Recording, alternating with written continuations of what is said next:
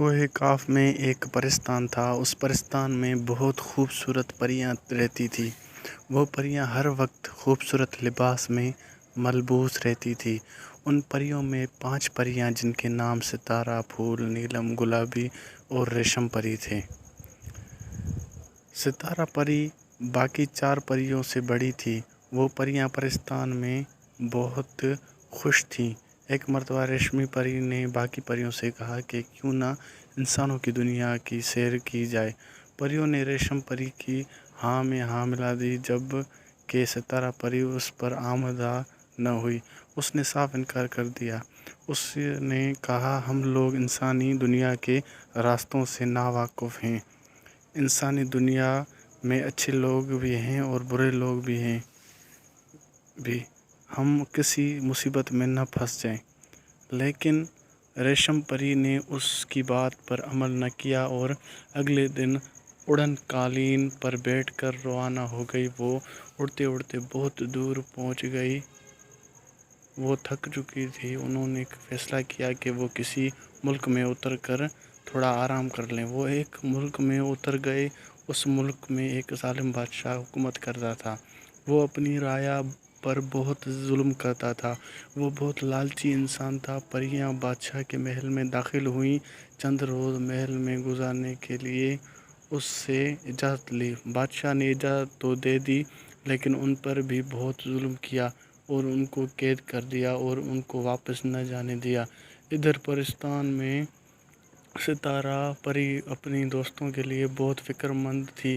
اس نے کوہ کاف کے بادشاہ بزرگ سے بات کی۔ کوہ کاف کے بادشاہ نے اپنے بیٹے کو حکم دیا کہ وہ پریوں کو ڈھونڈ کر لائے۔ بادشاہ کے بیٹے کے پاس ایک چراغ تھا۔ وہ چراغ اس کو ہر چیز کے بارے میں بتا دیتا تھا۔ چراغ نے اس کو پریوں کے بارے میں بتا دیا۔ بادشاہ کے بیٹے نے کچھ سامان ساتھ لیا اور اپنے سفر پر چل پڑا۔ اس نے اس ملک میں جہاں وہ بادشاہ حکومت کرتا تھا اعلان کروایا کہ جو شخص پریوں کو اس کے حوالے کر دے گا تو وہ اس کو کوہ کاف کے لے جائے گا اور کوہ کاف کا بادشاہ بنا دیا جائے گا اور اس کی شادی پرستان کی ملکہ سے کی جائے گی۔ جب ظالم بادشاہ نے یہ اعلان سنا تو اس نے فوراً کوہ کاف کے بادشاہ کو بلایا۔ ظالم بادشاہ نے اس کو بتایا کہ پریاں اس کے قبضے میں ہیں۔ شہزادے نے کہا کہ انہیں کوہ کاف کے بادشاہ کے حوالے کر دے اور بادشاہ کی دی ہوئی یہ سوغات کھا لے۔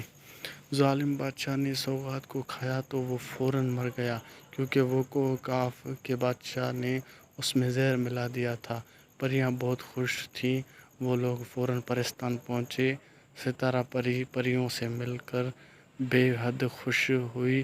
پریوں نے عہد کر لیا کہ وہ آئندہ کسی بڑے کی رہنمائی کے بغیر کہیں اور جگہ پر نہیں جائیں گی، اور ادھر ظالم بادشاہ کے مرنے سے رعایا بہت خوش ہوئی۔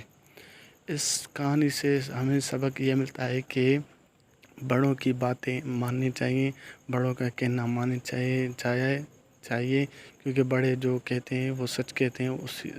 اسی طرح ہمیں بڑوں کا کہنا ماننا چاہیے۔